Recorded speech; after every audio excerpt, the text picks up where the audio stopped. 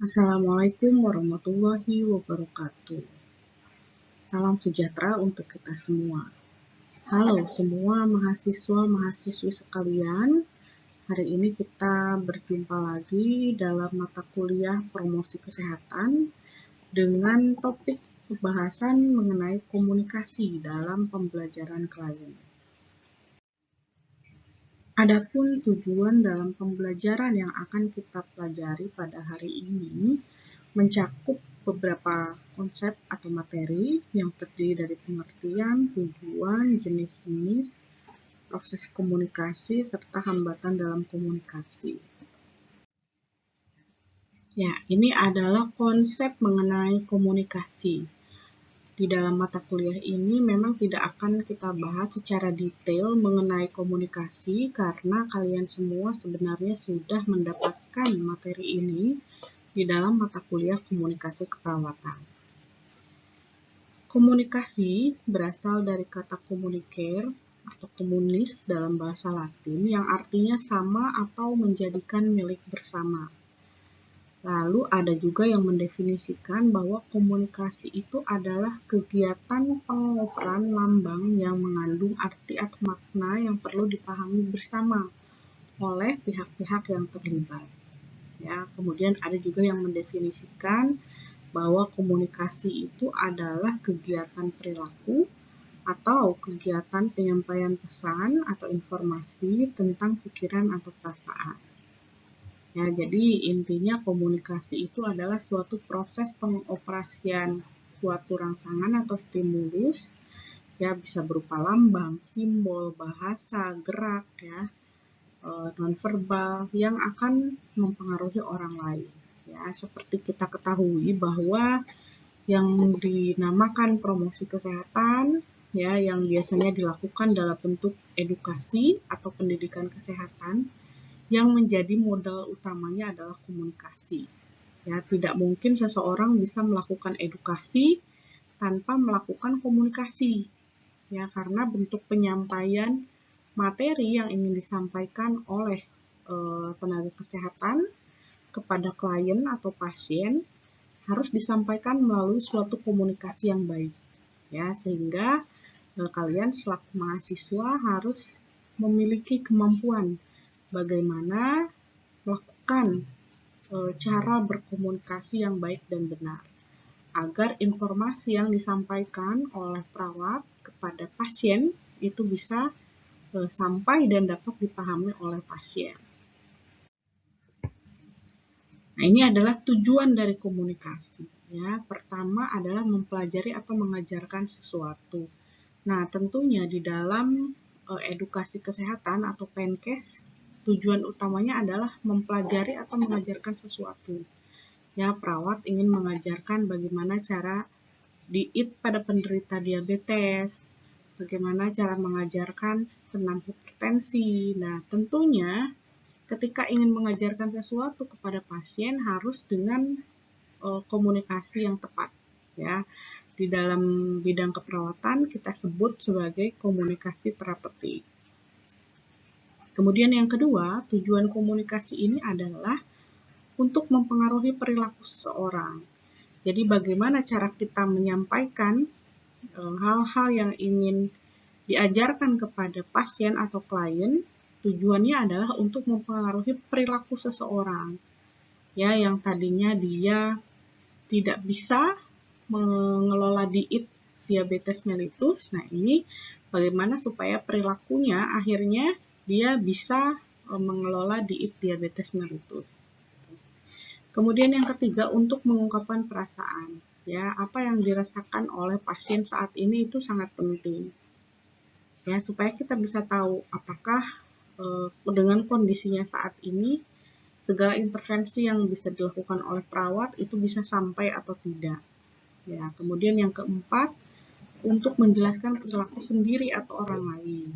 Ya, yang kelima, untuk bisa berhubungan dengan orang lain, ya tentunya memang karena perawat ini adalah profesi yang sasarannya adalah manusia.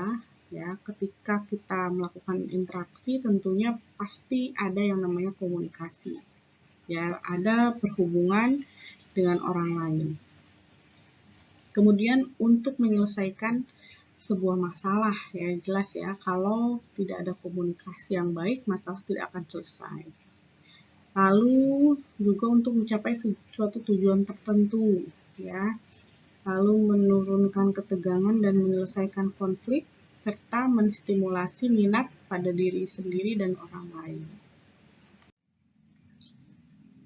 Nah, ini komponen dalam komunikasi, ya tentunya pasti ada 5 hal ini. Ya, pertama adalah sender atau pemberi pesan, kemudian yang kedua ada receiver atau penerima pesan, lalu ada pesan itu sendiri atau informasi yang diterima bisa berupa kata, ide, atau perasaan. Lalu ada media itu ya metode yang digunakan dalam pesan, yaitu kata, ya bisa tertulis, bisa diucapkan, bisa diraba, bisa dicium gitu ya. Kemudian dan umpan balik. Nah, penerima pesan di sini memberikan informasi atau pesan kembali kepada pengirim pesan dalam bentuk komunikasi yang efektif. Nah, komponen ini pasti selalu ada di dalam komunikasi. Pun ketika nanti perawat atau mahasiswa akan melakukan suatu edukasi kesehatan, 5 komponen ini harus ada agar tercapainya tujuan dari pendidikan kesehatan itu sendiri. Secara singkat, ini adalah proses komunikasi ya yang digambarkan melalui suatu siklus. Diawali dari seorang komunikator ketika ingin menyampaikan suatu pesan kepada orang lain, baik itu berupa simbol, syarat, ungkapan, kata-kata, kalimat, perintah, dan lain sebagainya, lalu dengan media tertentu, ya, lalu menerima pesan, mengartikan pesan, lalu disampaikan ke komunikan, lalu dari komunikan akan memberikan umpan balik. Dan ini akan terus-menerus, umpan balik tersebut akan diterima oleh komunikator, gitu ya. Lalu akan dilakukan proses komunikasi ini secara berulang-ulang.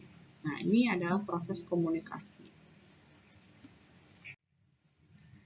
Jenis komunikasi itu ada 2, ada komunikasi verbal dan ada komunikasi nonverbal.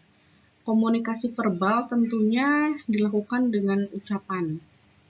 Ya, jadi kita menyampaikan pesan, berbicara, baik itu personal, one by one, maupun dari satu orang ke suatu kelompok orang. Secara ungkapan berarti itu namanya verbal.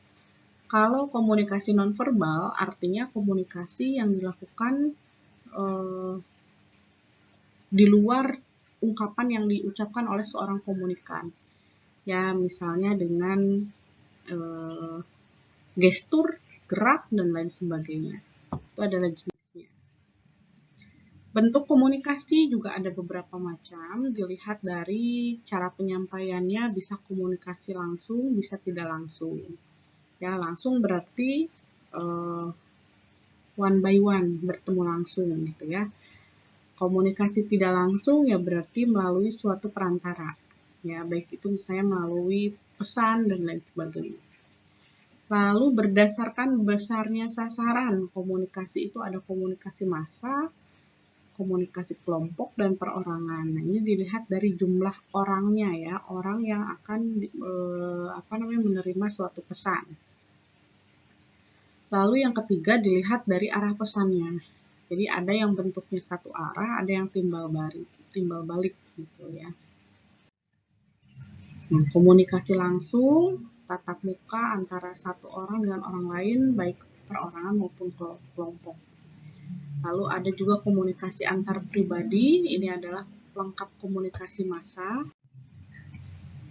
Ya, di sini ada informasi mengenai komunikasi massa. Komunikasi massa ini adalah menyampaikan pesan atau informasi kepada khalayak atau masyarakat dengan menggunakan media massa, misalnya televisi, radio, media cetak, dan lain sebagainya. Jadi memang pendekatan untuk memberikan komunikasi kepada individu dengan massa itu akan berbeda. Ya, kalau dengan individu medianya ya cukup dari komunikan itu sendiri. ya dengan cara memberikan informasi secara verbal. Tapi jika yang menjadi sasarannya adalah sekelompok orang, misalnya suatu massa, maka kita akan agak sulit kalau misalnya memberikan informasi secara one by one, ya, karena orangnya banyak. Sehingga biasanya media yang digunakan perlu khusus, ya, bisa televisi, media cetak. Media cetak itu banyak jenisnya, ya. Nanti kita akan banyak pelajari pada pertemuan selanjutnya terkait media dalam edukasi kesehatan. Nah, misalnya ada suatu program pencegahan DBD, penanganan DBD, yang akan diinformasikan kepada suatu khalayak massa, maka pesan yang harus disampaikan itu mengenai mulai dari penyebabnya, cara pencegahan, cara penularannya, gitu ya. Nah, ini adalah yang harus disampaikan melalui sebuah pesan.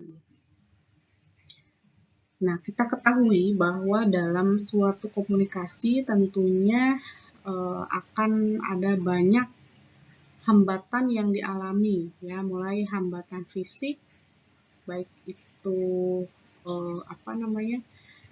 cara berbicara ataupun kelemahan atau kekurangan yang dimiliki oleh seseorang secara fisik, gitu ya. Kemudian yang kedua adalah proses komunikasinya itu sendiri, ya, ada yang tidak jalan, entah komunikannya salah dalam memberikan informasi sehingga penerima pesannya salah dalam menangkap informasi dan lain sebagainya.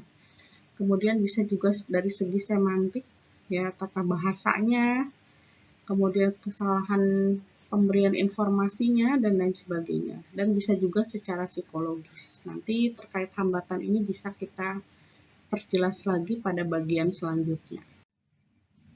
Nah, ini ya, jadi hambatannya ini bisa dari komunikan atau komunikatornya, ya, hambatan dalam sandi atau simbol, ya, misalnya kesalahan penggunaan kata atau kalimat yang bisa menyebabkan multitafsir. Nah, ini juga menjadi hambatan dalam komunikasi. Bisa juga hambatan media, hambatan dalam bahasa sandi, hambatan dalam memberikan balikan. Nah, ini bisa terjadi. Nah, pada saat perawat melakukan suatu yang namanya edukasi kesehatan, misalnya seorang perawat ingin memberikan edukasi mengenai bagaimana cara mencegah terjadinya demam berdarah.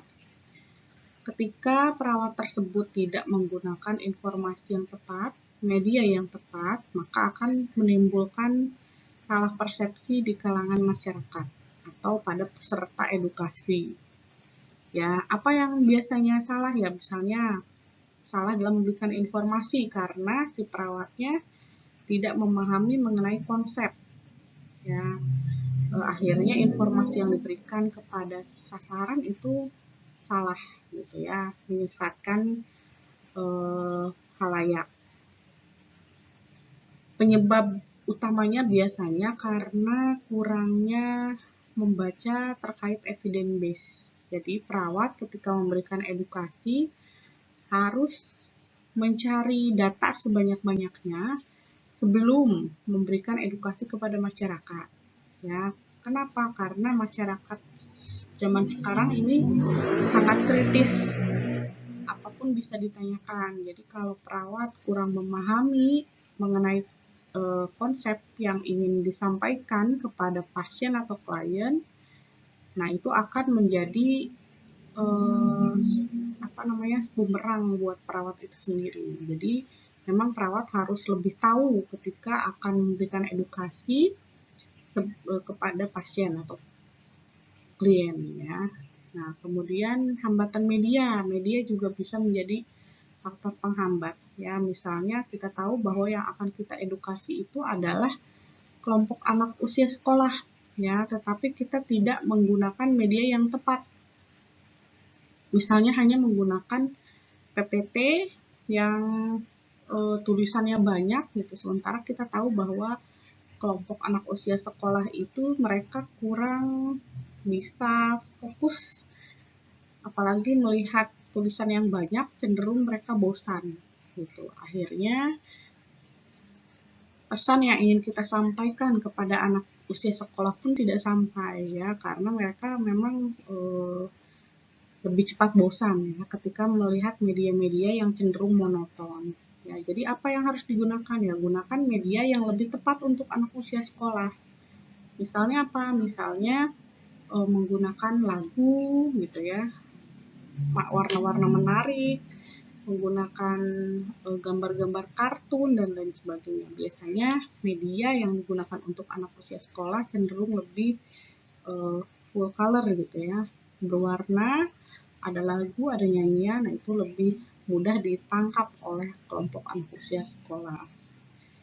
Kemudian hambatan dalam bahasa sandi, nah ini juga sering menjadi penghambat di dalam pendidikan kesehatan.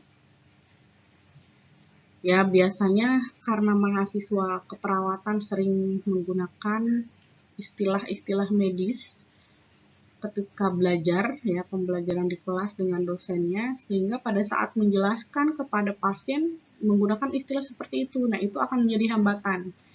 Karena memang masyarakat awam itu kadang kesulitan menangkap, oh apa sih gitu ya. Kadang nama obat aja bingung gitu ya, nggak tahu obat yang saya gunakan ini namanya obat apa, lupa, belibet ngomongnya gitu. Nah, ini ketika memberikan edukasi kepada masyarakat, wajib memperhatikan penggunaan istilah. Ya, misalnya Bapak Ibu selamat pagi, hari ini kita akan memberikan edukasi tentang diabetes mellitus. Ciri-ciri dari orang yang terkena diabetes mellitus itu pertama ada polidipsi, polipagi, poliuri gitu ya, yang biasanya di dalam perkuliahan kita terbiasa mendengar istilah-istilah itu. Tetapi ketika kita menjelaskan kepada orang awam non kesehatan, itu harus dihindari ya, karena akan menjadi hambatan dalam proses penerimaan informasi bagi mereka. Ya, jadi gunakan istilah yang mudah dipahami saja. Ya, misalnya ganti kalimatnya dengan ciri-ciri dari diabetes itu atau kencing manis itu adalah sering lapar, sering buang air kecil, dan sering haus gitu. Jadi kita gunakan bahasa yang lebih mudah dipahami. Nah, kemudian bisa juga hambatannya dalam memberikan balikan. Jadi ketika kita sudah memberikan pendidikan kesehatan kepada pasien atau klien, kadang dari mereka itu tidak ada umpan balik. Ya, kita tanya, Bapak Ibu, setelah kita berikan penjelasan mengenai pencegahan diabetes mellitus, apa ada yang ingin ditanyakan? Nah, dari komunikannya diam.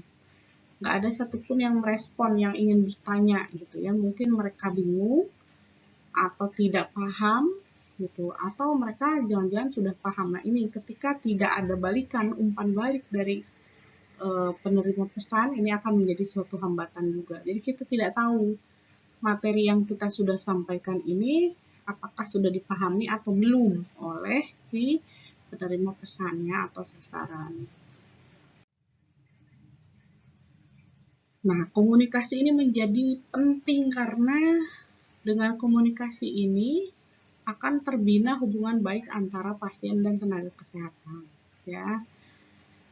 Tidak hanya dalam pendidikan kesehatan, ya, dalam bentuk perawatan lain pun komunikasi sangat penting karena perawat nggak mungkin nggak ngomong sama sekali ke pasiennya. Pasien datang pasti kita tanya minimal keluhannya apa, ya, kita sapa, tanyakan keluhannya, apa yang dirasakan saat ini, kemudian akan berlanjut mengenai intervensi yang akan diberikan kepada pasiennya. Gitu. Jadi memang kalau tidak bisa berkomunikasi, itu akan sangat sulit bagi perawat. Jadi lakukan komunikasi yang baik dan benar. Nah, kemudian komunikasi juga penting karena bisa melihat perubahan perilaku. Jadi kita bisa evaluasi. Pak, tadi saya sudah menjelaskan mengenai langkah-langkah senam diabetes. Bapak masih ingat tidak? Coba diperagakan lagi. Nah, dengan cara komunikasi seperti itu kita bisa mengevaluasi apakah materi yang sudah kita sampaikan ini sudah diterima atau belum ya, sudah dipahami atau belum. Nah, kemudian yang ketiga,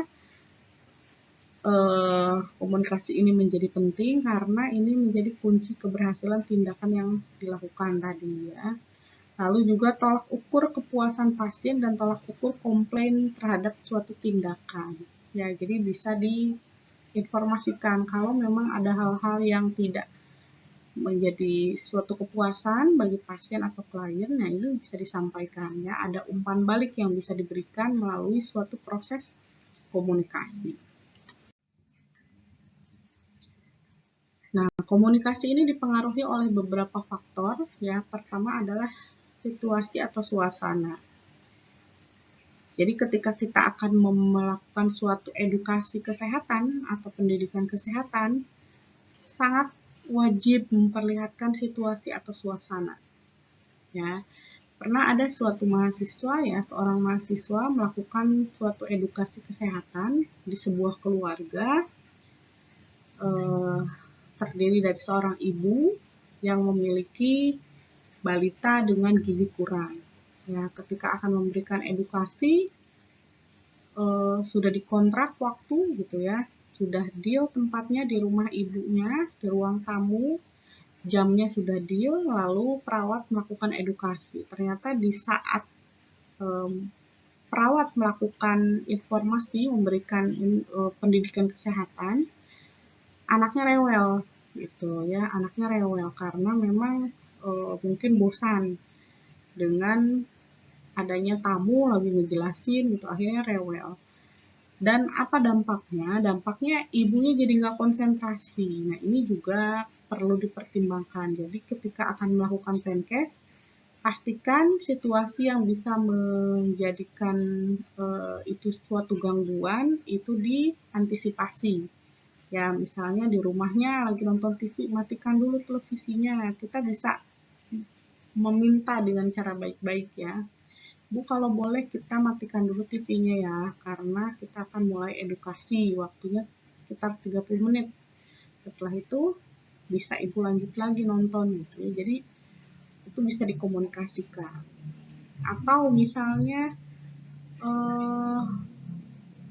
suara bising, kita mau edukasi tapi di sebelah lagi ada konser dangdutan gitu ya. Nah, itu juga akan mengganggu. Jadi baiknya kalau memang ada situasi yang tidak enak, lebih baik kita reschedule ya, minta dijadwalkan ulang atau mencari alternatif lain ya, misalnya pindah tempat, atau misalnya tadi kalau anaknya rewel, kita bisa minta tolong anggota keluarga yang lain untuk membantu menjaga anaknya gitu ya, supaya suasananya kembali kondusif. Nah, kemudian yang kedua adalah kejelasan pesan.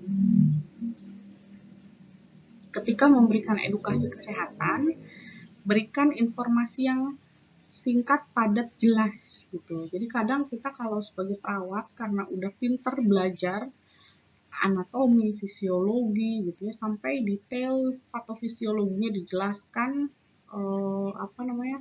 bagannya gitu. Tapi ketika disampaikan kepada halayak umum yang notabene bukan orang kesehatan, pesannya nggak sampai gitu ya, nggak dipahami. Nah, ini juga bisa menghambat si informasi tadi masuk ke si penerima pesan. Jadi baiknya pesan atau informasi yang ingin diberikan dikemas dengan sesimpel mungkin ya, supaya klien atau pasien tadi bisa memahami dengan jelas. Nah, komunikasi di dalam pelayanan kesehatan ini sangat penting. Karena manusia itu merupakan makhluk sosial ya. Pasien itu seorang manusia dan tentunya dia pasti memerlukan orang lain dalam menjalankan dan mengembangkan kehidupannya. Termasuk dalam bidang kesehatan.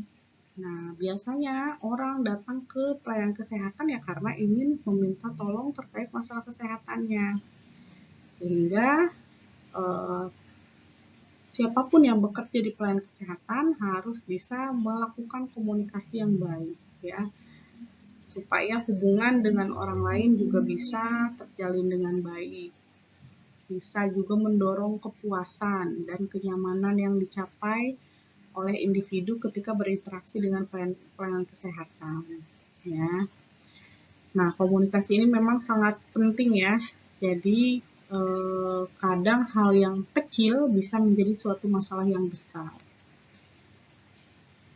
Ya, misal kasus pernah ada terjadi ya di rumah sakit, itu pasiennya asalnya dari Sumatera. Ya, lalu perawatnya berasal dari Jawa. Kita ketahui dari cara berkomunikasi antara kedua suku, kita sebut ini suku gitu ya, suku Batak, suku Jawa gitu ya. Cara berkomunikasi ini berbeda. Nah, ketika kita tidak memahami satu sama lain, maka ini akan menjadi konflik. Ya, terkadang intonasi saja berpengaruh. Ya, di orang Batak nih mungkin ada di sini yang berasal dari Sumatera. Kadang informasi yang disampaikan itu biasa, tapi karena intonasinya biasanya agak keras, tegas gitu ya, ditangkapnya oleh orang suku Jawa itu dia sedang marah-marah, padahal tidak sama sekali. Nah, ini penting sekali dipahami bahwa cara berkomunikasi itu tidak mudah ya. Ini sulit-sulit, gampang sulit, karena memang ketika kita tidak memahami bahwa semua orang mempunyai gaya komunikasi yang berbeda, nah ini bisa menjadi konflik tadi. Jadi misalnya tadi si perawatnya dipanggil sama pasiennya, "Sus, kenapa ini bisa terjadi?" gitu ya. Nadanya agak tinggi karena orang Sumatera biasanya memang seperti itu.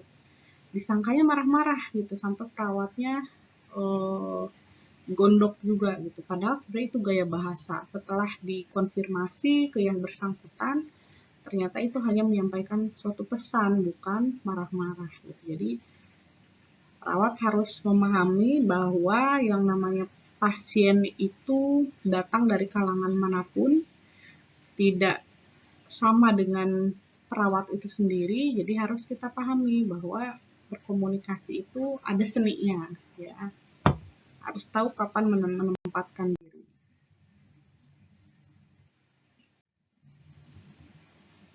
Oke, komunikasi yang buruk ini disebabkan oleh beberapa hal, diantaranya lemahnya pemahaman mengenai penggunaan diri secara terapeutik, kurangnya kesadaran dari perawat dalam menjalankan komunikasi dua arah secara terapeutik, dan lemahnya penerapan komunikasi dua arah secara terapeutik. Komunikasi interpersonal ini adalah komunikasi yang terjadi kepada dua individu atau lebih yang pesannya berisi verbal maupun non-verbal. Komunikasi ini biasanya digunakan dalam kegiatan sehari-hari untuk kehidupan sosial. Tujuannya untuk bertukar pikiran, membantu menyelesaikan masalah, membantu membuat keputusan, dan membantu melakukan tindakan yang sesuai dengan kehidupannya. Ya, biasanya penkes yang sifatnya individu atau keluarga bisa menggunakan teknik komunikasi interpersonal ini. Nah, komunikasi interpersonal ini dipengaruhi beberapa faktor ya terhadap isi dan pesan serta sikap penyampaian pesan, diantaranya perkembangan, persepsi, nilai, latar belakang budaya, emosi, pengetahuan, peran, dan tatanan interaksi. Nah, kalau hambatan psikologis dalam komunikasi bagaimana? Biasanya adanya perbedaan persepsi, ini yang sering ya. Lalu terlalu cepat menyimpulkan. Lalu adanya pandangan stereotip, ya.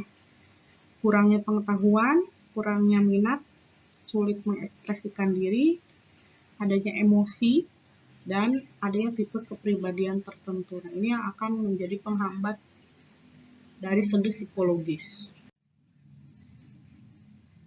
Komunikasi nonverbal ini kalau kita amati dalam kehidupan sehari-hari, kadang kita sering gunakan bahasa tubuh terutama dalam melakukan komunikasi. Ya, penggunaan bahasa tubuh ini bisa disengaja maupun tidak disengaja. Namun hal ini akan berpengaruh terhadap pesan yang disampaikan.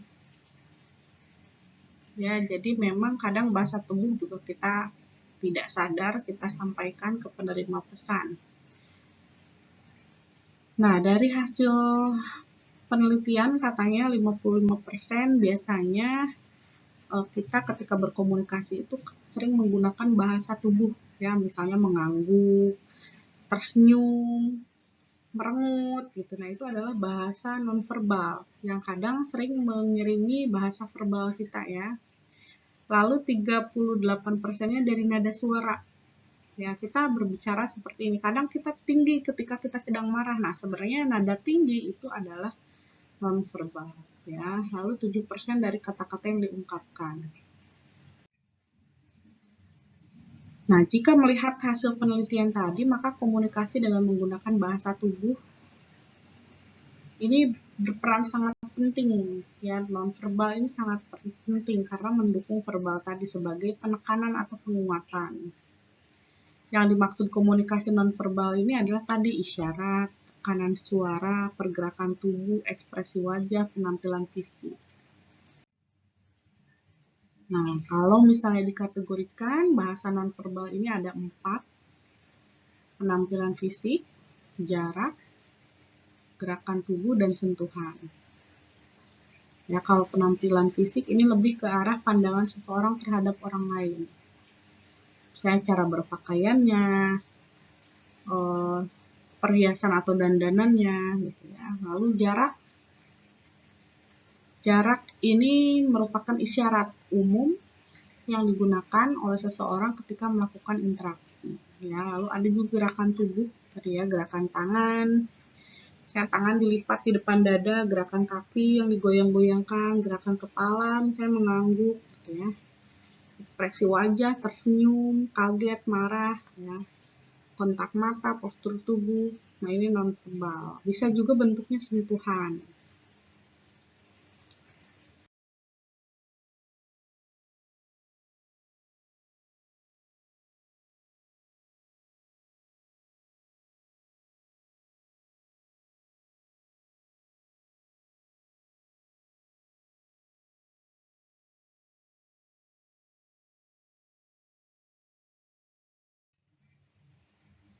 Komunikasi yang dilakukan oleh seorang perawat terhadap pasien atau klien kita sebut sebagai komunikasi terapeutik, di mana tujuannya agar komunikasi yang dilakukan itu bisa menjadi suatu terapi bagi pasien atau kliennya.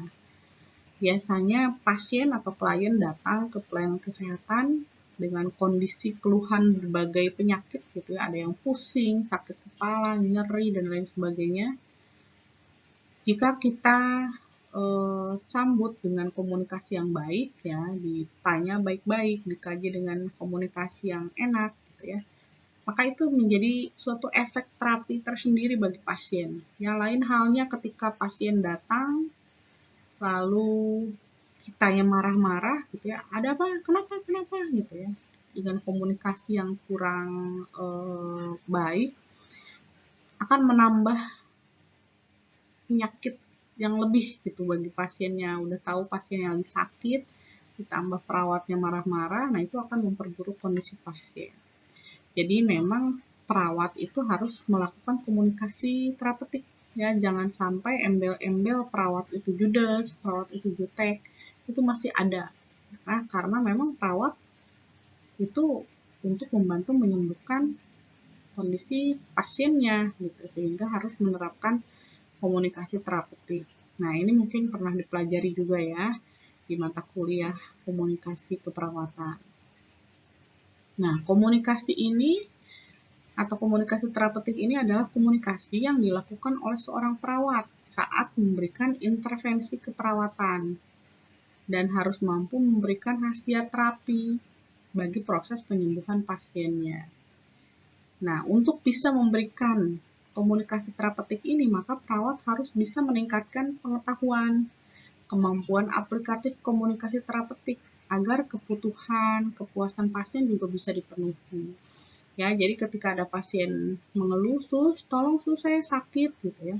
"Oh iya Bu, ada apa Bu? Di sebelah mana sakitnya? Boleh saya lihat, saya akan periksa." gitu ya. Lalu kita berikan solusi, oh ya Bu, ini sakit ini kalau bisa Ibu kompres saja. Saya coba bantu kompres ya Bu ya, saya ajarkan. Nah itu dengan komunikasi yang baik seperti itu akan membuat pasien lebih tenang ya. Nah kemudian komunikasi terapeutik ini juga ada beberapa tokoh yang mendefinisikan. Ada Nordhaus ya. Nordhaus mengatakan bahwa komunikasi terapeutik atau komter ini adalah kemampuan atau keterampilan perawat untuk membantu klien beradaptasi terhadap stres, mengatasi gangguan psikologis, ya, belajar bagaimana berhubungan dengan orang lain. Kalau Stuart, dia menjelaskan bahwa komter itu adalah hubungan interpersonal antara perawat, klien, dan dalam ini hubungan perawat klien bisa memperoleh pengalaman belajar bersama dalam memperbaiki emosional. Andin juga sama ya. Ini hubungan kerjasama tentunya antara perawat dan kliennya untuk membina hubungan intim yang terapeutik. Nah, jadi definisinya komunikasi terapeutik ini adalah komunikasi yang memiliki makna terapeutik menyembuhkan ya bagi klien yang dilakukan oleh perawat atau helper untuk membantu klien mencapai kembali kondisi yang adaptif dan positif. Ya, tujuannya apa? Untuk realisasi diri, penerimaan diri, kemampuan membina hubungan interpersonal yang tidak superficial gitu ya. Peningkatan fungsi kemampuan dari si pasiennya dan rasa identitas personal yang jelas untuk meningkatkan integritas diri. Nah, unsur dalam komunikasi terapeutik juga sama. Ya, ada pesan, ada komunikator, ada komunikan, ada medianya, lalu ada suatu proses pemberian dan penerimaan pesan, proses encoding, ya, dan umpan balik. Ini juga sama.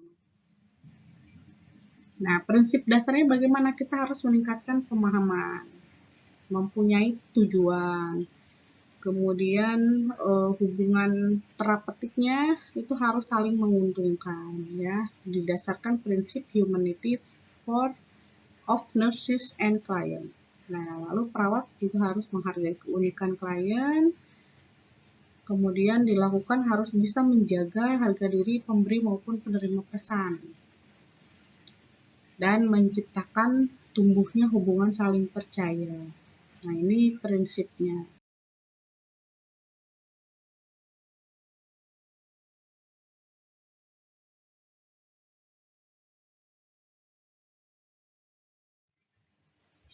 Nah, bagaimana tahapan komunikasi terapeutik menurut Stuart tahun 1998? Jadi tahap komunikasi terapeutik itu pertama ada tahap persiapan atau kita sebut prainteraksi. Nah, di tahap ini kita mulai menggali perasaan, menilik diri pasiennya dengan cara mengidentifikasi kelebihan kekurangannya. Ya, mencari informasi tentang kliennya, merancang strategi untuk pertemuan pertama. Ini adalah tahap pada prainteraksi ya. Tahap ini dilakukan untuk mengurangi rasa cemas. Nah, karena kecemasan ini bisa mempengaruhi proses kedepannya ya. Jadi harus bisa kita mengatasi, mengetahui apa yang bisa menyebabkan kliennya ini timbul cemas. Nah, kita sendiri sebagai perawat perlu mengidentifikasi kelebihan, kekurangan, faktor yang menyebabkan kliennya stres supaya perawat sendiri tahu gitu. Jadi perawatnya juga nggak cemas. Karena kalau perawat cemas, maka akan menyebabkan efek si pasiennya pun ikutan cemas. Gitu ya.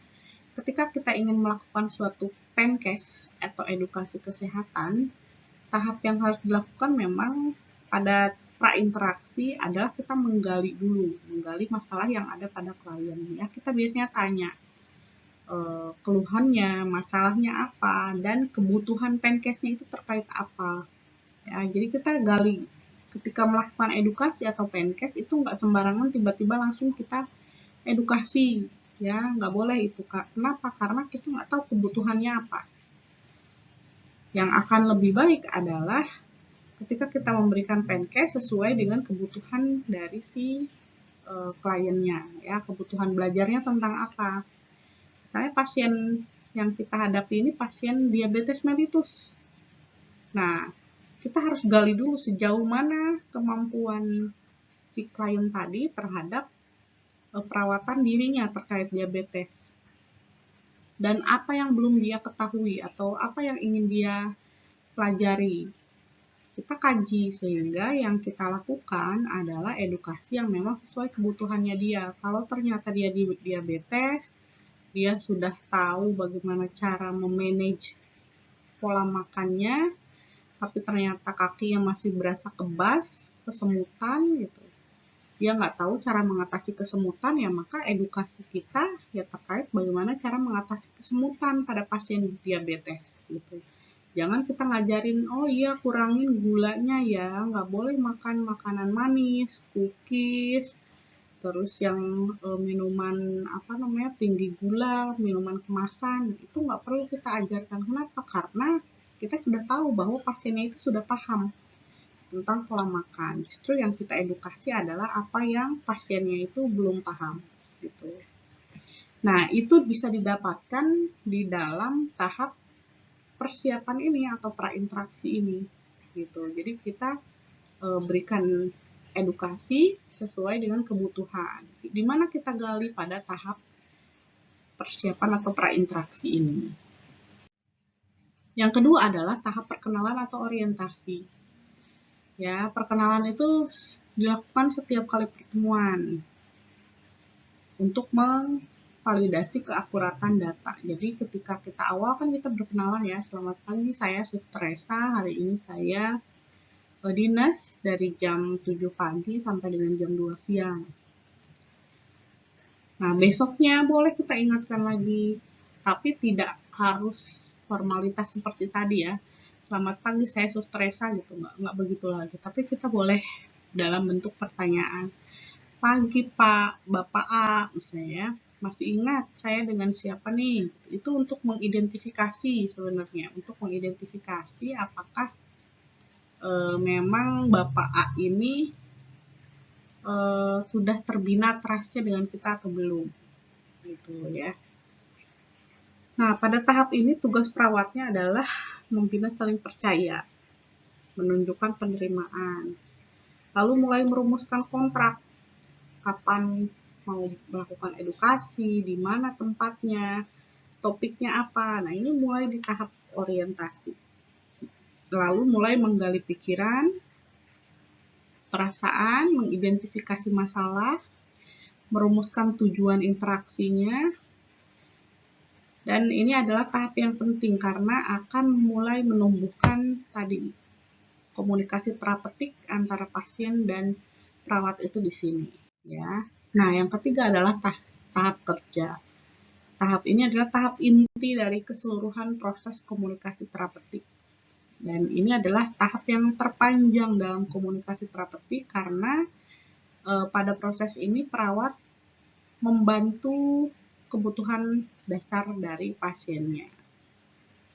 Ya, perawat mendengarkan aktif, memberikan asuhan keperawatan dengan penuh perhatian, sehingga bisa membantu klien untuk menyelesaikan permasalahan yang ada. Ya. Dan yang keempat adalah tahap terminasi. Nah, tahap terminasi ini tahap akhir. Terminasi ini menjadi dua ya, dibagi menjadi dua, bisa terminasi sementara, bisa terminasi akhir. Terminasi sementara ini adalah akhir tiap pertemuan perawat dan klien, tapi masih bisa ketemu lagi. Jadi misalnya ketika perawat akan memberikan asuhan perawatan di suatu keluarga, itu kan biasanya datang berkali-kali ya. Hari ini selesai, kita pamit. Nah, terminasi di situ, tapi ini terminasi sementara karena sebenarnya nanti besok pun akan ketemu lagi dengan edukasi yang berbeda lagi gitu ya. Nah, kalau terminasi akhir ini kalau sudah selesai seluruh proses keperawatannya. Nah, tugas perawat di tahap terminasi ini pertama harus mengevaluasi tujuannya sudah tercapai atau belum ya. Evaluasinya dilakukan subjektif juga secara formatif boleh gitu ya. Lalu di tahap ini juga perawat menyepakati tindak lanjut interaksi yang dilakukan. Tindak lanjutnya ini harus relevan. Misalnya, Pak, Bu, hari ini kita sudah selesai belajar tentang bagaimana cara diet rendah purin. Nah, besok bagaimana kalau kita belajar bagaimana cara senam rematik gitu. Nah, itu tindak lanjutnya. Atau itu kalau terminasi sementara ya. Tapi kalau terminasi akhir ya tindak lanjutnya kita sampaikan, Bapak Ibu, saya sudah memberikan asuhan keperawatan, saya sudah edukasi, sudah mengajarkan senamnya, dietnya, dan lain sebagainya. Maka tindak lanjutnya adalah Bapak harus melanjutkan intervensi yang sudah dilakukan, tindakan-tindakan yang sudah dilakukan, ditemani atau dibantu oleh istri ya Pak, oleh ibunya. Gitu. Nah itu tindak lanjutnya harus disampaikan. Ya. Nah ketika kita melakukan komunikasi terapeutik, ada beberapa sikap yang harus kita lakukan. Ya, ketika kita berinteraksi, kita harus berhadapan dengan lawan bicara. Ya, nggak mungkin kan saling membelakangi gitu, nanti nggak sampai pesannya. Harus berhadapan, supaya apa? Supaya fokus dari mata ke mata, lalu turun ke hati gitu ya. Ini harus berhadapan dengan lawan bicara. Ya, dengan posisi siap kita menghadapi dari si pasien atau kliennya, ini menyampaikan pesan bahwa saya ini siap untuk Anda, silahkan bercerita, silahkan menyampaikan keluhan. Gitu. Ya, lalu sikap tubuh terbuka, kaki tangan terbuka, jangan disilang, tangan kaki jangan disilang. Ketiga, menunduk atau memposisikan tubuh ke arah lebih dekat dengan lawan bicara. Lalu yang keempat, mempertahankan kontak mata, ya, sejajar dan natural. Lalu bersikap tenang. Nah, ini adalah sikap yang harus dilakukan ketika melakukan komunikasi terapeutik. Pada saat PENKES pun sama, ya, pendidikan kesehatan baik ke individu, ke keluarga maupun ke kelompok massa juga sama. Tetap harus memperhatikan aspek komunikasi terapeutik. Nah, hanya mungkin nanti tekniknya akan sedikit berbeda. Kalau misalnya ke keluarga atau ke individu kan orangnya sedikit, bisa kita tetap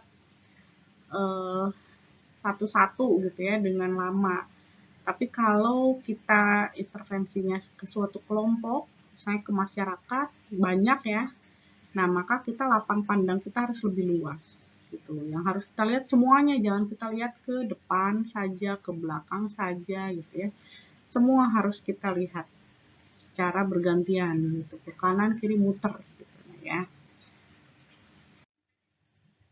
Nah, ini adalah macam-macam teknik komunikasi menurut Stuart dan Sandin. Jadi di dalam teknik komunikasi itu pertama bisa mendengar aktif. Jadi kita konsentrasi aktif, mendengarkan persepsi terhadap pesan orang lain menggunakan semua indera. Ya bisa kita ketika mereka melakukan penyampaian pesan, nah kita bisa memberikan feedback gitu ya. Yang kedua adalah mendengar pasif. Mendengar pasif itu kegiatan mendengar dengan kegiatan nonverbal. Ya, misalnya ketika dia menjelaskan, nah kita mempertahankan kontak mata, menganggukkan kepala yang menunjukkan bahwa kita paham, gitu ya. Kemudian teknik komunikasi lainnya adalah penerimaan. Ya, mendukung, menerima informasi, tingkah laku yang menunjukkan ketertarikan, tidak menilai, ini penerimaan. Lalu ada klarifikasi. Ya, klarifikasi, menanyakan kembali, memvalidasi, benar nggak ya, gitu. Itu klarifikasi. Lalu ada focusing.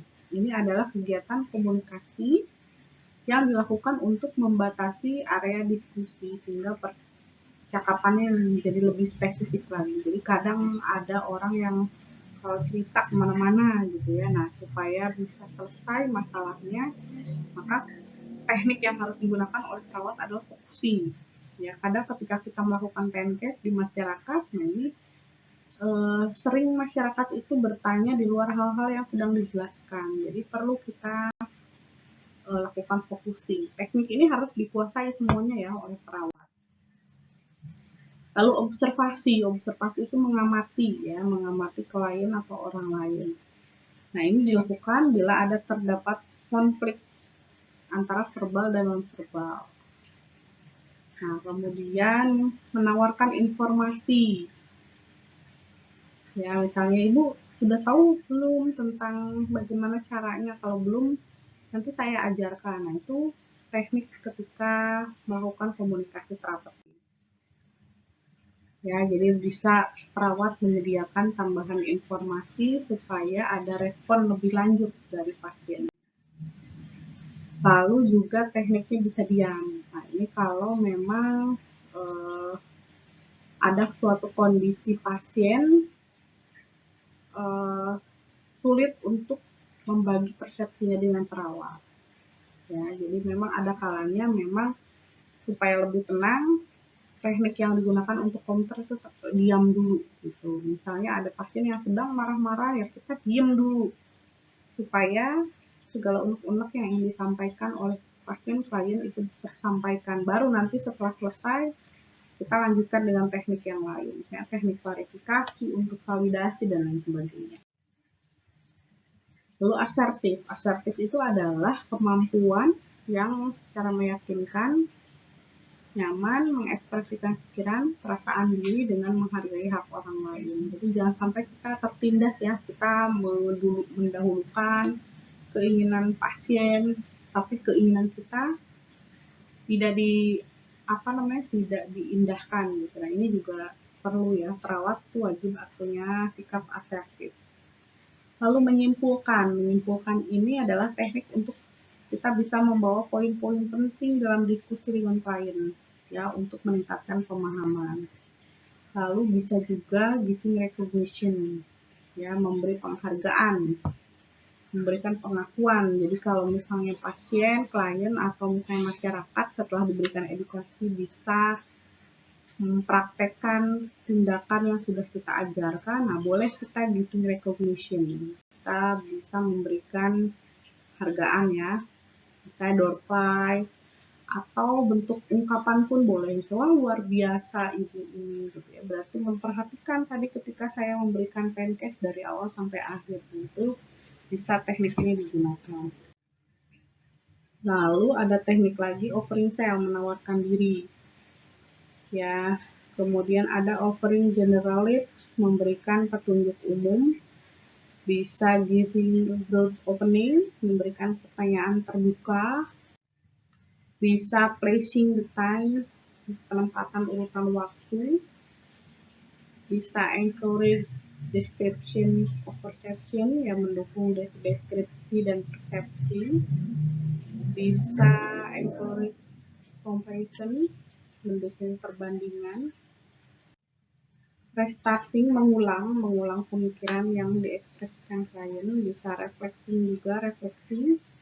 Exploring, presenting reality. Bisa causing doubt, yang menunjukkan keraguan.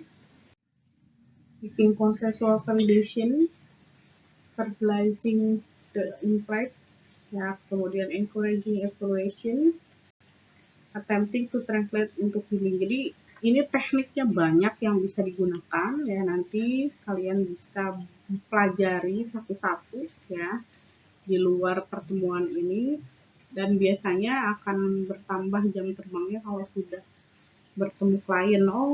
Dengan klien dengan tipe seperti ini, maka tekniknya harus seperti ini dulu, lalu seperti ini gitu ya. Nah, ini adalah teknik yang bisa dipelajari untuk melakukan komunikasi terapeutik. Ya.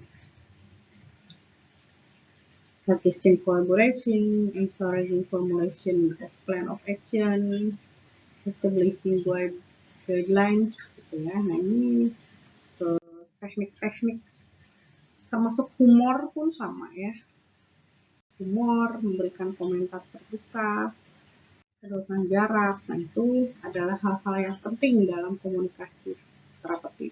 Nah, ini adalah sebagai penutup bahwa komunikasi terapeutik ini merupakan tanggung jawab moral seorang perawat. Ya, komunikasi terapeutik ini bukan hanya salah satu upaya yang dilakukan oleh perawat untuk mendukung proses asuhan keperawatan ya. Tapi ada faktor lainnya. Jadi faktor komunikasi terapeutik ini adalah faktor pendukung gitu ya. Nah, untuk bisa melakukan counter tadi yang dengan baik, dengan efektif, maka perlu latihan dan pengasahan keterampilan bagaimana cara berkomunikasi. Jadi dari sekarang biasakan cara berkomunikasi dengan sesama teman, dengan adik kelas, dengan kakak kelas itu dilakukan dengan sebaik-baiknya karena akan menjadi suatu habit, kebiasaan ya.